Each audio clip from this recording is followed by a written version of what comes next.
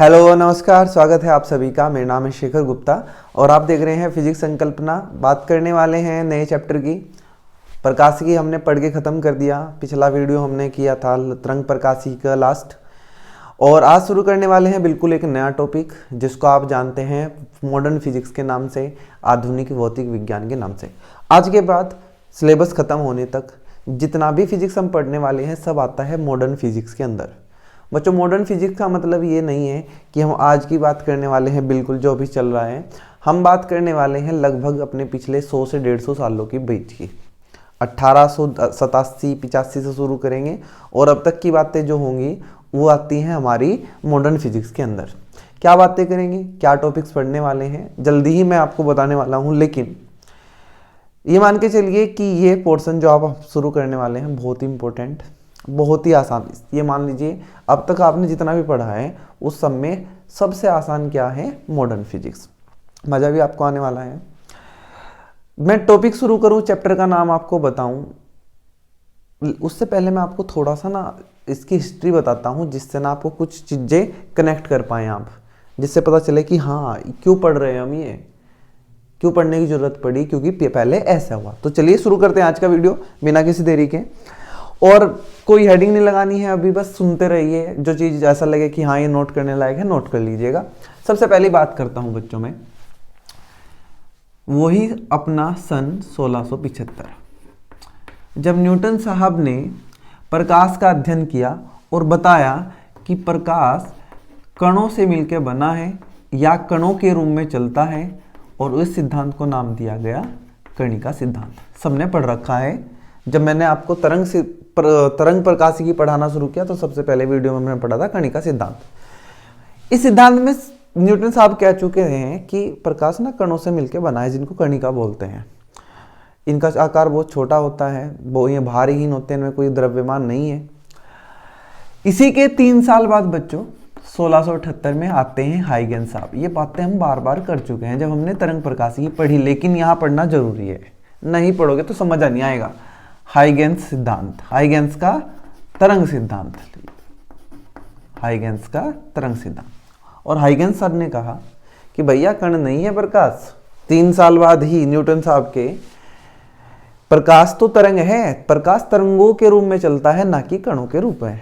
लेकिन बच्चों ये जो समय है ना, इस टाइम न्यूटन के सामने कोई नहीं टिक पाया। इतने बड़े साइंटिस्ट हो चुके थे, न्यूटन का नाम ही बहुत बड़ा था। तो ये बात जो हाइगेंस साहब कह के गए 1803 तक तो किसी ने मानी ही नहीं। 1675 से लेकर 1803 मतलब 128 साल तक क्या मानते रहे कि प्रकाश कणों के रूप में चलता है। लेकिन 1803 में आते हैं यंग, थॉमस यंग, और परफॉर्म करते हैं द्विध्रुवीय प्रयोग, जो हमने पढ़ा था तरंग प्रकाशिकी के अंदर, द्विध्रुवीय प्रयोग। और बच्चों ये वो प्रयोग था जिसने इस कणिका सिद्धांत को गलत साबित कर दिया कि नहीं भैया, प्रकाश कणों से मिलकर नहीं बना है, प्रकाश बना है तरंगों से, प्रकाश चलता है तरंगों के रूप में। और हाइगेंस साहब सही थे जो उन्होंने बताया। ये कौन कहते हैं, यंग, जब उन्होंने क्या किया, द्विध्रुवीय का प्रयोग। ये पढ़ लेना आप, इसकी वीडियो है, तब मजा आएगा आपको इसको पढ़ते हुए। हम इसकी कोई ज्यादा बात नहीं करेंगे यहाँ। 1803 के बाद लोगों ने मानना शुरू किया कि चलिए हाइगेंस साहब सही थे, उनका तरंग सिद्धांत सही है और कणिका सिद्धांत गलत है, मान लिया। लेकिन बच्चों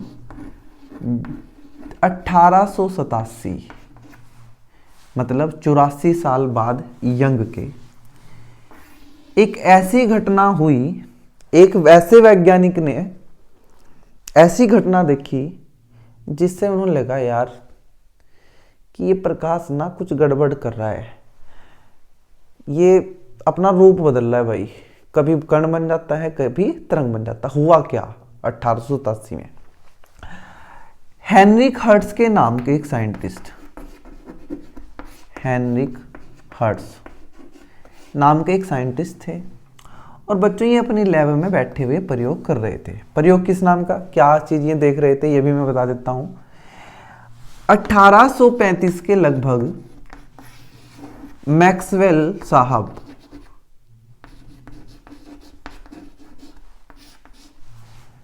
वैद्युत चुंबकीय तरंगों के बारे में बता चुके थे कि भाई वैद्युत चुंबकीय तरंगों नाम की भी चीज होती है, वैद्युत चुंबकीय तरंगे। इस बारे में हमें मैक्सवेल साहब बता चुके थे। ये जो हेनरिक हर्ट्ज थे ये देखना चाहते थे कि ये चीज जो मैक्सवेल साहब बता के गए ये सही है या वैसे ही बता दी गई, और इसी को देखने के लिए ये लैब में एक्सपेरिमेंट कर रहे थे। एक्सपेरिमेंट में क्या कर रखा था इन्होंने बच्चों, 2 डायोड ले रखे थे, सॉरी मैं ये कह देता हूं कि 2 धातु की प्लेटें ली गई थी, एक कैथोड एक एनोड, और इन्होंने एक अजब सी चीज ये देखी कि जब कैथोड के ऊपर जाके, किसके ऊपर, कैथोड के, और ये क्या है, एनोड। हेनरिक हर्ट्ज नाम के साइंटिस्ट ने देखा कि यार जब कैथोड के ऊपर ना प्रकाश गिरता है तो यहां लगे एमीटर में एक हलचल पैदा होती है। अब एमीटर क्या मापता है, धारा मापता है, जबकि यहां तो ऐसी कोई चीज नहीं है, ना हमने कोई बैटरी लगाई बाहर से जो धारा उत्पन्न कर सके। लेकिन हर्ट्ज साहब ने देखा कि यहां करंट मिलता है जब इसके ऊपर प्रकाश डाला जाता है। इस घटना को बच्चों प्रकाश वैद्युत प्रभाव के नाम से जानते हैं। प्रकाश वैद्युत प्रभाव है क्या, अभी आगे पढ़ेंगे, सिर्फ नाम बताया मैंने आपको किस घटना को क्या बोलते हैं, प्रकाश वैद्युत प्रभाव, ये बताऊंगा क्यों बोलते हैं। लेकिन हेनरिक हर्ट्ज साहब ने देख लिया कि ऐसा हुआ, लेकिन ये बता नहीं पाए कि हुआ क्यों। अगर आप ध्यान से देखो तो ये वो समय है बच्चों, अभी तक इलेक्ट्रॉन की खोज नहीं हो पाई है। 1897 में जाके इलेक्ट्रॉन की खोज होगी, थॉमसन साहब करेंगे, जे थॉमसन।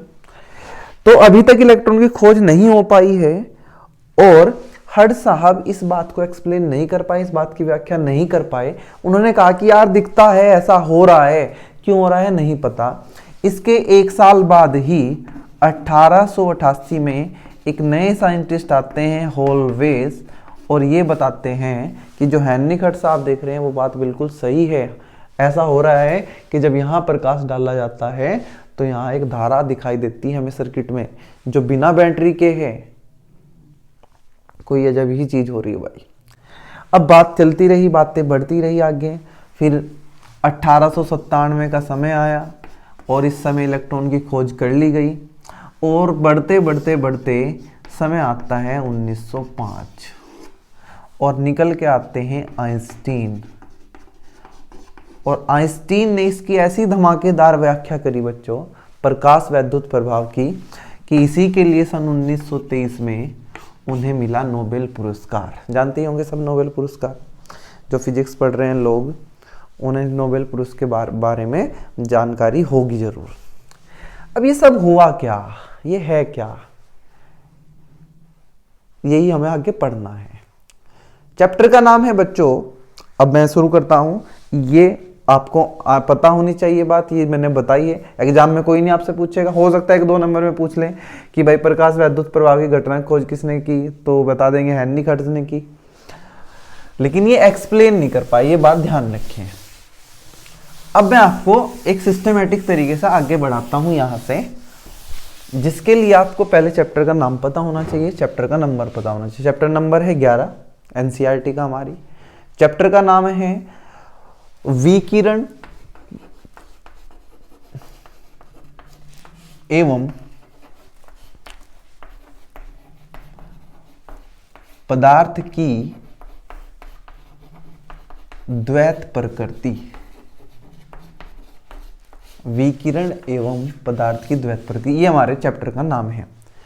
अभी चैप्टर के नाम पे बिल्कुल मत जाओ, एक एक वर्ड को खोल के पढ़ेंगे तो आपको बिल्कुल समझ आ जाएगा कि चैप्टर का नाम क्या है और क्यों रखा गया।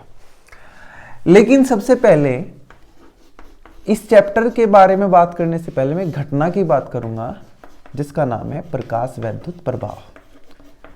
अभी मैंने बताया कि क्या होता है, लेकिन वो तो एक ट्रेलर था, बिल्कुल खोल के तो अब हम पढ़ेंगे कि प्रकाश वैद्युत प्रभाव क्या है। होता क्या है बच्चों, मान लीजिए आपके पास एक धातु है और ये धातु का पृष्ठ है, ये जो मैंने बनाया है, पृष्ठ मतलब ऊपर का हिस्सा, धातु के ऊपर का हिस्सा, धातु का पृष्ठ, यहां लिख देता हूं धातु का पृष्ठ। जब बच्चों इसके ऊपर ना प्रकाश डाला जाता है, विकिरण डाला जाता है, तो यहां से ना इलेक्ट्रॉन निकलने प्रारंभ हो जाते हैं। समझना ध्यान से, आराम से। जब किसी धातु के पृष्ठ पर क्या डाला जाता है, विकिरण, तो धातु के पृष्ठ से क्या निकलने प्रारंभ हो जाते हैं, इलेक्ट्रॉन। मतलब इलेक्ट्रॉनों का क्या शुरू हो जाता है, उत्सर्जन। इस घटना को बोलते हैं बच्चों प्रकाश वैद्युत प्रभाव। सुनना ध्यान से, प्रकाश मतलब हमने इसके ऊपर प्रकाश डाला, वैद्युत मतलब इसमें से कैसे कण निकले, आवेशित कण निकले, मतलब इलेक्ट्रॉन निकले, और ये क्या पर उत्पन्न करेंगे, धारा उत्पन्न करेंगे, इसलिए इसको बोलते हैं प्रकाश वैद्युत प्रभाव। जल्दी से मैं इसकी परिभाषा लिख देता हूं। प्रकाश वैद्युत प्रभाव क्या होता है, जैसे कि आपको नोट्स में लिखना, तो मैं लिखता हूं, जब किसी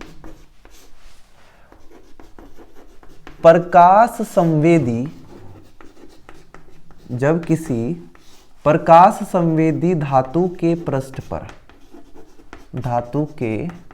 पृष्ठ पर, एक बार लिख लेना, समझ आए या नहीं आए मैं अब समझा दूंगा आपको आराम से। धातु के पृष्ठ पर उच्च ऊर्जा का विकिरण, और ब्रैकेट में लिख देता हूं प्रकाश,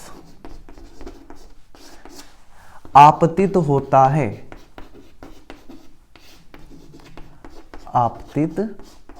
है, तो धातु के पृष्ठ से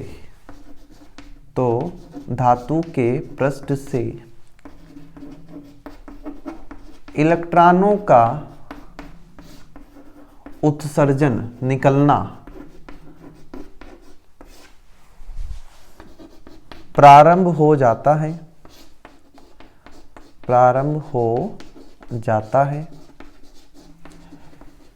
इस घटना को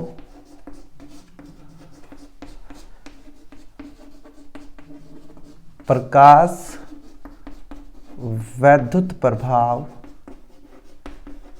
या प्रकाश वैद्युत उत्सर्जन कहते हैं।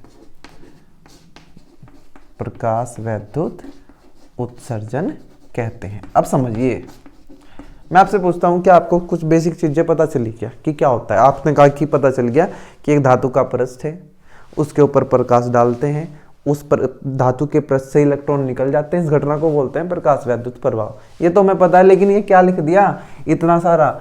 जब किसी प्रकाश संवेदी धातु, ये प्रकाश संवेदी धातु क्या है, हमें तो पता था कि धातु का पृष्ठ होता है, आपने इसमें जोड़ दिया प्रकाश संवेदी भी।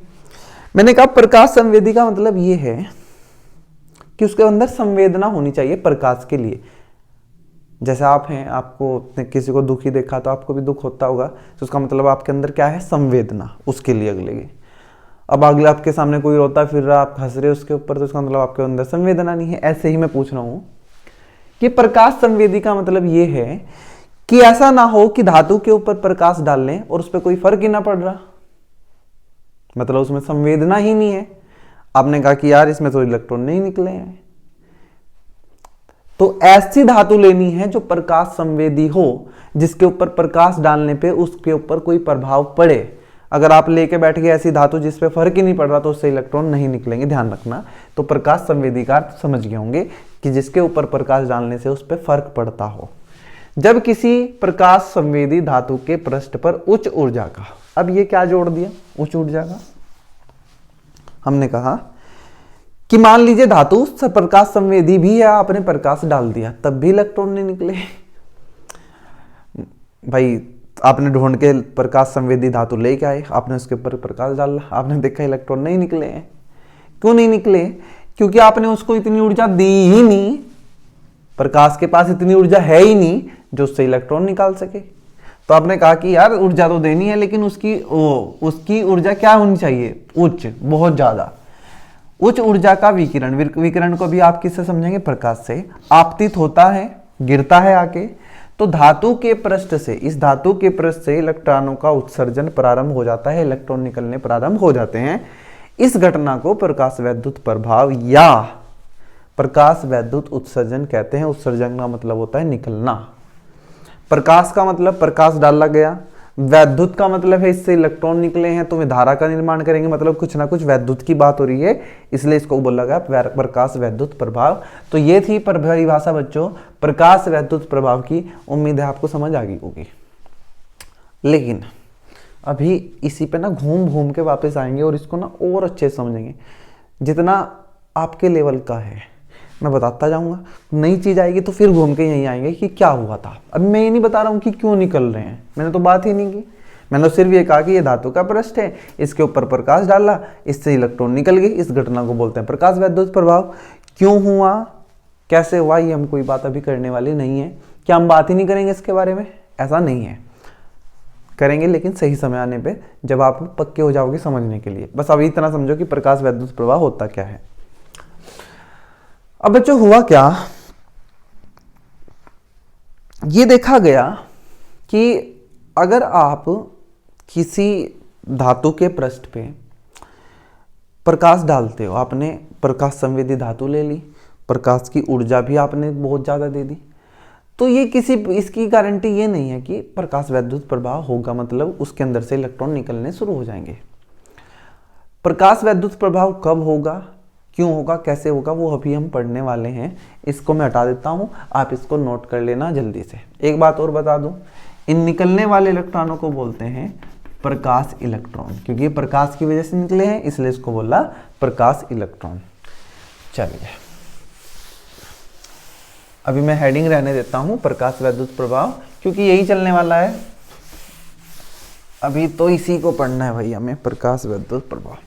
अब ये जो नाम लिखा ना विकिरण एवं पदार्थ की द्वैत प्रति, इसको आराम से समझेंगे जब हम ये पढ़ चुके होंगे प्रकाश वैद्युत प्रभाव। तो बच्चों अब क्या आता है, एक वर्ड आता है कार्यफलन। कार्यफलन, ये कार्यफलन के इसको प्रदर्शित करते हैं बच्चों फाई से या डब्ल्यू से। कुछ किताबों में फाई से, कुछ में डब्ल्यू से, आप जो चाहे लिख लेना। लेकिन है क्या कार्यफलन, आपने अभी पढ़ा कि भाई ये धातु का पृष्ठ है, अब ये लाइन बना रहा हूं और इसके ऊपर आगे गिरता है प्रकाश, मैं से बना के दिखा रहा हूं जानबूझ के, और इसने यहां आके इलेक्ट्रॉन निकाल दिए, तो हमने कहा प्रकाश वैद्युत प्रभाव हो गया भाई। फिर आपने क्या किया, दूसरा प्रकाश बदल दिया, देखा कि यार प्रकाश वैद्युत प्रभाव हुआ ही नहीं, इलेक्ट्रॉन निकले ही नहीं अंदर से। आपने कहा यार क्या कारण है, पदार्थ तो वही है, लेकिन प्रकाश बदलने से पहले इलेक्ट्रॉन निकले थे, अब इलेक्ट्रॉन नहीं निकले हैं। मतलब इस प्रकाश के पास इतनी ऊर्जा नहीं है कि इलेक्ट्रॉनों को बाहर निकाल दे दूसरी बारी में, पहली बारी में थी। तो उसका मतलब ये है कि प्रकाश को अगर इलेक्ट्रॉन निकालने हैं, धातु के पृष्ठ से प्रकाश जाएगा, पृष्ठ पे गिरेगा, उससे क्या निकाल लेगा, इलेक्ट्रॉन। तो उसके पास ना एक कम से कम ऊर्जा जरूर होनी चाहिए, और उसी ऊर्जा को बोलते हैं बच्चों कार्यफलन, धातु का कार्यफलन। तो हमने कहा धातु के पृष्ठ से, धातु के पृष्ठ से इलेक्ट्रॉनों के उत्सर्जन के लिए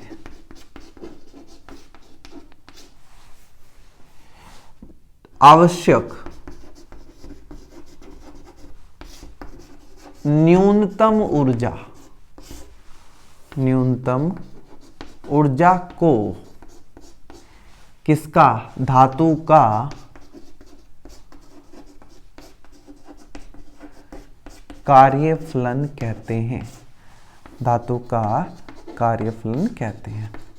पढ़ो एक बार जल्दी से, धातु के पृष्ठ से इलेक्ट्रॉन के उत्सर्जन के लिए आवश्यक न्यूनतम ऊर्जा। अब आप कहोगे किसकी ऊर्जा, हमने कहा भाई इस प्रकाश की, जिसके डाला हमने प्रकाश डाला, ये अपने साथ कुछ ऊर्जा लेके आएगा, वो ऊर्जा इतनी होनी चाहिए कि वो इलेक्ट्रॉनों को निकाल दे, तभी प्रकाश वैद्युत प्रभाव का वर्णन नहीं होगा।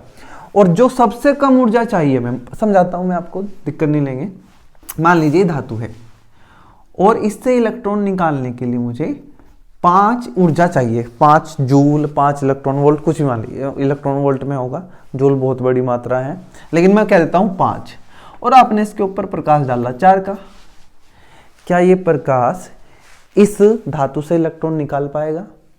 बिल्कुल नहीं निकाल पाएगा। चाहिए कितना? 5, डाला कितना? 4। ये जो 4 है ना, ये 4 सॉरी ये जो 5 है, ये 5, इसको बोलते हैं कार्यफलन। भाई अगर आपको ना यहाँ से इलेक्ट्रॉन निकालना है तो आपको इसको कम से कम 5 ऊर्जा तो देनी पड़ेगी, तब ही इलेक्ट्रॉन निकल पाएगा। अगर आप इसको 5 से कम देंगे, मतलब 4 दे दिया, 3 दे दिया, 4.2 दे दिया, तो ये प्रकाश इलेक्ट्रॉन नहीं निकाल पाएगा बच्चों। और इसी न्यूनतम ऊर्जा को जो धातु के पृष्ठ से इलेक्ट्रॉन निकालने के लिए जरूरी है उसको बोलते हैं कार्यफलन। मतलब कार्यफलन कुछ और नहीं है, ये क्या है? ऊर्जा है। क्या है? ऊर्जा। मतलब कार्यफलन का मात्रक क्या होने वाला है? जूल, या जो हम बात करेंगे इलेक्ट्रॉन वोल्ट। उम्मीद है समझ आ गया होगा। प्रदर्शित किससे करते हैं? फाई से। अभी हमारे पास इसका कोई फॉर्मूला नहीं है, अभी अगले जब टॉपिक पढ़ेंगे तो इसका फॉर्मूला निकल के आएगा। अभी मैं इसका लिख के बता दूं यहाँ कोई फायदा भी नहीं है, आपको समझ नहीं आएगा कहाँ से आया। तो चलिए, आपको कार्यफलन समझ आ गया। आपने कहा कि मान लो हम इसको 5 इलेक्ट्रॉन वोल्ट, चलो मान लीजिए 5 ऊर्जा चाहिए, मैंने इसको दे दी 10। मैंने कहा बताओ इलेक्ट्रॉन निकल जाएंगे क्या? प्रकाश वैद्युत प्रभाव हो जाएगा क्या? आप खुश हो गए कि भाई 5 चाहिए थे, 10 दे दी, बिल्कुल निकल जाएंगे, इलेक्ट्रॉन भाग के आएगा बाहर। अगर मैं कहूँ कि अब भी प्रकाश वैद्युत प्रभाव नहीं होगा तो आप समझ जाओगे कि क्या चक्कर है, क्या बेवकूफ़ है। भाई चाहिए था 5, हमने तो 10 दे दिया, तो निकल जाना चाहिए था। लेकिन बच्चों, अगर आप इस 5 से ज़्यादा ऊर्जा देंगे तो ये जरूरी नहीं है कि इलेक्ट्रॉन बाहर निकल जाए, कोई गारंटी नहीं है। ये पक्का है कि 5 से कम दोगे तो नहीं निकलेगा, लेकिन अगर 5 से ज़्यादा दे दी तो हो सकता है इलेक्ट्रॉन निकल जाए और हो सकता है इलेक्ट्रॉन ना निकले। क्या कारण है भैया, क्यों नहीं निकलेगा? चाहिए तो उसको 5, हमने तो 10 दी उसको। मैं बताता हूं आपको क्या कारण है। बच्चों, ये जो हमने कार्यफलन की बात की, फिर से वापस लौट रहे हैं किसके ऊपर? कार्यफलन के। मान लीजिए धातु का पृष्ठ है और ये बैठा हुआ है इलेक्ट्रॉन, जिसको बाहर निकलने के लिए ऊर्जा चाहिए कम से कम, जो भी है वो, उसको ऊर्जा चाहिए 5 इलेक्ट्रॉन वोल्ट। आपने कहा कि सही, हमने ऊर्जा दे दी। मैंने कहा इसको कितनी ऊर्जा दे दी? 10। चाहिए थी इसको 5, लेकिन बच्चों इसको दिमाग में डाल लेना अच्छे से, जो मैं बताने वाला हूं। ये 5 ऊर्जा इस इलेक्ट्रॉन को तब चाहिए जब इसके सामने कोई इलेक्ट्रॉन ना हो। मान लीजिए मैं इलेक्ट्रॉन हूं और मेरे ऊपर ऊर्जा गिरे आके, तो मैं 5 से निकल जाता, मुझे 5 चाहिए, लेकिन 5 से मैं तब निकलूंगा जब मेरे सामने कोई ना हो। और क्या इसके सामने बहुत सारे इलेक्ट्रॉन हैं क्या? और भी इसके ऊपर धातु है, धातु का पृष्ठ है, क्या इसके ऊपर इलेक्ट्रॉन है? तो इसका मतलब ये है कि इसने ऊर्जा तो ले ली, कितनी? 10 दी, 10 ले ली इसने, कोई दिक्कत नहीं है। और निकलने के लिए चाहिए थी 5। लेकिन बच्चों, यहां तक जाने के लिए इसे टक्कर करनी पड़ेगी बहुत सारी, उसमें इसकी ऊर्जा व्यय हो जाएगी। ऊर्जा क्या हो जाएगी? खर्च हो जाएगी। और मान लीजिए इसने जो 10 ऊर्जा ली थी उसमें से 7 तो इसने किस में खर्च कर दी? टक्कर में। अब बची कितनी? 3, और चाहिए उसको 5। तो आपको एक बात समझ आ गई होगी कि ये जो कार्यफलन है ना, ये वो न्यूनतम ऊर्जा है जो इलेक्ट्रॉन को बाहर निकलने के लिए चाहिए, जब वो कोई अपनी ऊर्जा किसी और चीज में व्यय न करे, खर्च ना करे, ना वेस्ट करे, किसी टक्कर ना करनी पड़े उसको, सीधा बस निकल जाए। मान लीजिए यहां कुछ ना होता और आप इसको 5 दे दो, भाई ये निकल के यहां बैठ जाएगा, कोई दिक्कत नहीं है उसको टक्कर ही नहीं करनी पड़ रही। लेकिन क्या सच में ऐसा है क्या कि उसको टक्कर नहीं करनी पड़ेगी? करनी पड़ेगी भाई। अब बात करते हैं यहां वाले इलेक्ट्रॉन की। इसको भी कितनी ऊर्जा चाहिए? 5 इलेक्ट्रॉन वोल्ट चाहिए। अब आप कहोगे कि नहीं, ये तो ऊपर बैठा हुआ है, मैं समझ रहा हूं आपकी बात, लेकिन हर इलेक्ट्रॉन को बराबर ऊर्जा चाहिए पृष्ठ तक पहुंचने के लिए, जब उसके सामने कोई और ना हो। अब इस इलेक्ट्रॉन को 5 ही इलेक्ट्रॉन वोल्ट चाहिए यहां जब पहुंचने के लिए, लेकिन इसको मिली हुई है 10। अब ये यहाँ से यहाँ चलेगा तो उसको टक्कर भी तो कम करनी पड़ेगी, क्योंकि इसके ऊपर इलेक्ट्रॉनों की संख्या कम है इसकी अपेक्षा। इसको ज़्यादा टक्कर करनी पड़ी थी, इसको ज़्यादा कम करनी पड़ रही है। इसका मतलब ये अपनी ऊर्जा कम खर्च करेगा। बाकी जिसको 10 मिली हुई है भाई 5 तो उसको बाहर जाने के लिए चाहिए, जो 5 बची हुई है ना वो इसे कम खर्च करनी पड़ेगी और ये आसानी से निकल जाएगा। इसकी तुलना में ये इलेक्ट्रॉन आसानी से निकल जाएगा, लेकिन तब जब इसके ऊपर ही नीचे इलेक्ट्रॉन हो। अगर यहाँ कोई और इलेक्ट्रॉन ना हो इन दो के अलावा तो ये दोनों इलेक्ट्रॉन 5 इलेक्ट्रॉन ऊर्जा लेके बाहर निकल जाएंगे। ये था बच्चों कार्यफलन का परिणाम। ने क्या पढ़ा? कार्यफलन। उम्मीद है समझ आ गया होगा आपको, भारी चीज नहीं थी कोई। समझ आया क्या? तो आगे बढ़ते हैं और अब बात करते हैं बच्चों थोड़ी सी फोटोन की। क्या आपने फोटोन का नाम सुना कभी? PHOTON, फोटोन का नाम सुना है क्या कभी? आपने कहा हाँ सुना। मैक्स प्लांक का नाम सुना?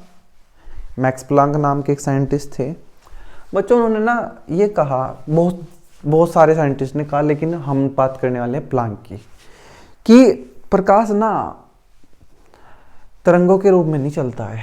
अब वो हाइगेंस वाली बातें पलटने लगेंगी इस टाइम आगे, अभी बहुत मजा आएगा तुम्हें इसमें पढ़ने में। प्लांक ने कहा यार प्रकाश ना तरंगों के रूप में चलता नहीं है, ये गलत बात है। प्रकाश ना ऊर्जा के पैकेटों के रूप में चलता है। सूरज से ना, किसी भी चीज से, जैसे बल्ब है, ये ट्यूब लगी हुई है, सूर्य है, कि वहां से ना ऊर्जा पैकेटों के रूप में चलती है। ले भाई इतनी ऊर्जा तू लेके जा, इतनी ऊर्जा, जैसे दुकानों पे से सामान लेके आते हैं ना पन्नी में, पन्नी बना दे पैकेट बना के, ऐसे ही ऊर्जा भी किसके रूप में आ रही है? पैकेट के रूप में। और उसी पैकेट को बोलते हैं बच्चों फोटोन। तो आपसे कोई पूछ ले कि क्या है फोटोन, तो आप बोल देंगे एनर्जी पैकेट है। और इस एक फोटोन की ऊर्जा होती है hν, जहां न्यू क्या है? आवृत्ति। किसकी आवृत्ति? उस प्रकाश की जो प्रकाश चला हुआ है, जो पदार्थ के पृष्ठ पे आके गिरेगा, उसकी आवृत्ति कितनी है? न्यू। कुछ किताबों में इसको f लिखते हैं, तो HF भी आप लिख सकते हैं। इस h को बोलते हैं बच्चों प्लांक का नियतांक। क्या बोलते हैं? प्लांक नियतांक या प्लांक का नियतांक, जो भी आप इसको लिखना चाहें। आगे समझ? चलिए भाई, पता चल गया कि जो प्रकाश है ना वो पैकेटों के रूप में चलता है, छोटे छोटे पैकेट है एनर्जी के, और एक पैकेट की जो ऊर्जा है वो कितनी है? hν। अब देखो कितना बढ़िया बात, सूर्य भगवान बैठे हुए हैं, भेज रहे हैं कि ले भाई ये एक पैकेट पकड़, 2 पैकेट पकड़, 3 पैकेट पकड़, किसके? ऊर्जा के। और एक पैकेट में कितनी ऊर्जा है? hν। मतलब ऊर्जा किस पे निर्भर कर रही है? आवृत्ति पर। अगर आप आवृत्ति बढ़ा दोगे तो फोटोन की ऊर्जा बढ़ जाएगी। तो वापस लौटते हैं बच्चों प्रकाश वैद्युत प्रभाव की घटना पे।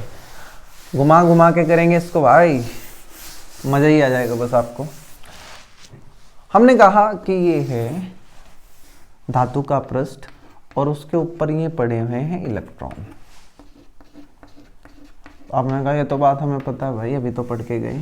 हमने इसके ऊपर प्रकाश डाला, ये भी बात पता है। क्या होगा ये भी पता है, इलेक्ट्रॉन बाहर निकल जाएंगे। ये कौन सी नई बात है? ये तो हमें पता है, लेकिन जो नई बात है वो ये है कि अब प्रकाश तरंगों के रूप में ना चल के फोटानों के रूप में चलने लगा है। अब हमने यहाँ तरंग ना बना के क्या बनाए हैं? ऊर्जा के छोटे छोटे पैकेट, जिसको बोलते हैं फोटोन। अब यहाँ से निकलने वाली है मजेदार चीजें बच्चों। क्या होता है, जैसे ही प्रकाश इस धातु के पृष्ठ के ऊपर गिरेगा, मतलब कौन गिर रहे हैं? अब गिर रहे हैं फोटोन। तो एक फोटोन जाके अपनी सारी ऊर्जा को इस इलेक्ट्रॉन को दे देगा, और ये इलेक्ट्रॉन उस ऊर्जा को लेके कहाँ निकल जाएगा? बाहर। अगर इस फोटोन की ऊर्जा इतनी है कि वो इस इलेक्ट्रॉन को बाहर निकाल पाए। जरूरी नहीं है कि फोटोन इलेक्ट्रॉन को बाहर निकाल सके। हो सकता है इलेक्ट्रॉन को ऊर्जा चाहिए ज्यादा और फोटोन के पास उतनी ऊर्जा है ही नहीं। लेकिन मान लेते हैं कि इस फोटोन ने इतनी ऊर्जा इलेक्ट्रॉन को दी कि बाहर निकल गया, और इसी घटना को हमने क्या कहा? प्रकाश वैद्युत प्रभाव। अब हम प्रकाश वैद्युत प्रभाव को समझ रहे हैं फोटोन के नजरिए से, फोटोन से, कि फोटोन क्या करता है। और बच्चों यहां से एक चीज निकल के ये आती है कि जो एक फोटोन होता है वो केवल एक इलेक्ट्रॉन को ही अपनी ऊर्जा देता है। ऐसा नहीं है कि फोटोन गया और बहुत सारों में जाके बैठ गया ना, एक फोटोन ऊर्जा लेके आया h न्यू, ये सारी की सारी ऊर्जा फोटोन केवल एक ही इलेक्ट्रॉन को देगा। इसलिए इस प्रकाश वैद्युत प्रभाव की घटना को बोलते हैं एक फोटोन एक इलेक्ट्रॉन प्रक्रिया, कि एक फोटोन केवल एक ही इलेक्ट्रॉन को ऊर्जा देगा। मैं ये नहीं कह रहा हूं कि एक फोटोन एक इलेक्ट्रॉन को निकाल देगा। एक फोटोन अपनी सारी की सारी ऊर्जा केवल एक इलेक्ट्रॉन को स्थानांतरित करेगा, देगा कि लो भाई पकड़ो, और अगर निकल सकते हो तो निकल जाओ धातु के पृष्ठ से। और बच्चों, ये फोटोन जैसे ही अपनी सारी ऊर्जा इलेक्ट्रॉन को देगा, ये हो जाएगा नष्ट, ये आपको दिखाई नहीं देगा। ये बात समझ लेना आप। तो हमने ये प्रकाश वैद्युत प्रभाव की घटना आप किससे समझी है? फोटोन के संबंध से, कि फोटोन ये क्या कर रहा है। ये ध्यान रख लेना आप कि एक फोटोन के पास ऊर्जा होती है h न्यू। उम्मीद है ये आप समझ गए होंगे। चलिए, एक फोटोन एक इलेक्ट्रॉन प्रक्रिया क्या होती है ये भी आप समझ गए कि एक फोटोन अपनी सारी की सारी ऊर्जा एक ही इलेक्ट्रॉन को देगा, ना कि एक फोटोन 2-3 इलेक्ट्रॉन को जाके ऊर्जा लेकिन तू भी ले, ऐसा नहीं होगा। तो चलिए इस आगे बढ़ते हैं, इसको हटा रहा हूं मैं।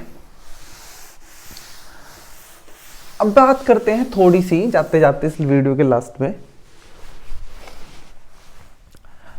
दो चीजों की। एक होती है तीव्रता, प्रकाश की तीव्रता, और एक है बच्चों प्रकाश की आवृत्ति। आप पूरा लिख लेना, प्रकाश की तीव्रता और प्रकाश की आवृत्ति। अब मैं आपको ना बिल्कुल बेसिक चीजें समझाने वाला हूं कि प्रकाश की तीव्रता का यहां क्या मतलब है और आवृत्ति का मतलब क्या है। बच्चों, मान लीजिए आपके कमरे में एक कमरा के आप ना अपने फोन की ना स्क्रीन देखो, आप वो ब्राइटनेस बढ़ाते हैं ना इसकी, तो आप क्या बढ़ाते हैं? उसकी तीव्रता।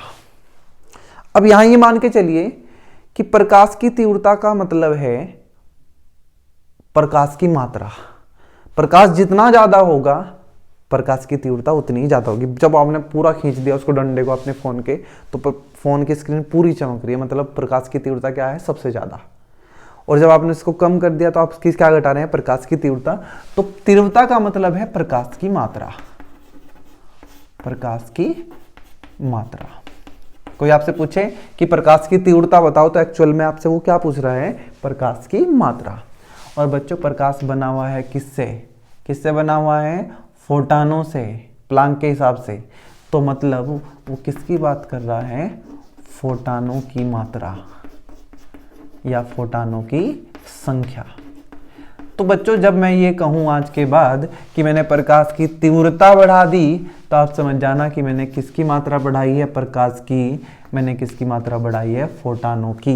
जब मैंने कहूंगा कि प्रकाश की तीव्रता 2 गुनी कर दी मैंने, तो आप समझ जाना कि अब धातु के पृष्ठ पे ना 2 गुना फोटान आके गिरेंगे। ये चीज यहां से समझने की थी, बस इतना ही कि तीव्रता का मतलब है फोटानों की संख्या। दिमाग में डाल लेना, मजा आ जाएगा बस। अब बात करते हैं आवृत्ति की। अपने कमरे में आपने बल्ब लगा रखे हैं अलग अलग रंग के, लाल, पीला, नीला।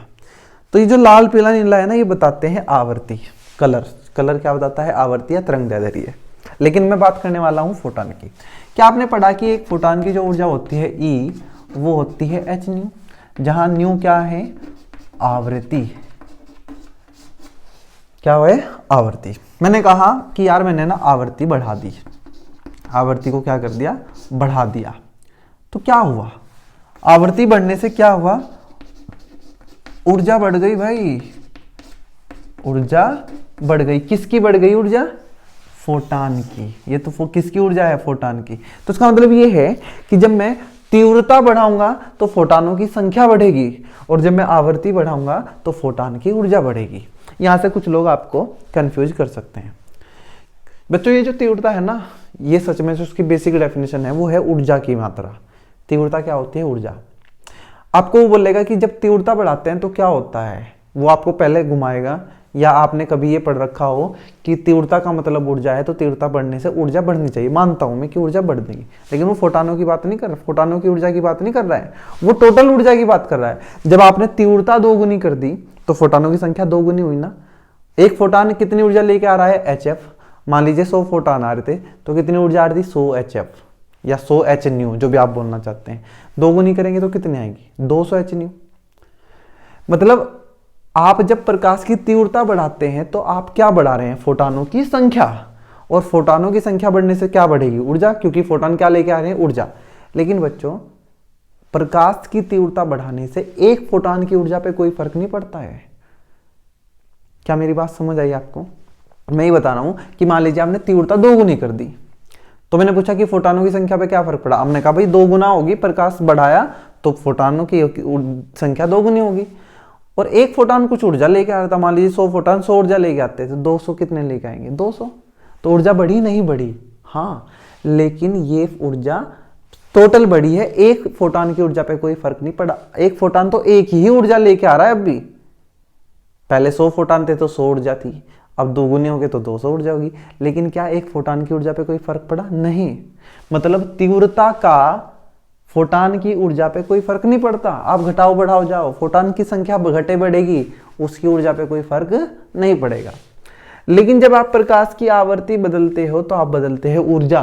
और किसकी ऊर्जा? फोटान की, ना कि प्रकाश की ऊर्जा। समझ लेना, किसकी ऊर्जा बदलते हैं? फोटान की।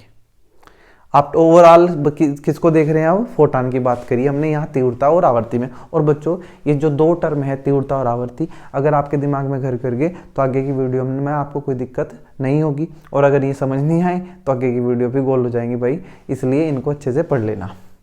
तो आज की वीडियो में इतना ही रखते हैं। नेक्स्ट वीडियो में आगे बढ़ाएंगे प्रकाश वैद्युत प्रभाव को। अभी तो यही चलेगा 1-2 वीडियो में, और बहुत ही इंपॉर्टेंट है, बहुत ही मजा आने वाला है आपको। चलिए मिलते हैं नेक्स्ट वीडियो में, तब तक के लिए पढ़ते रहें। Thank you.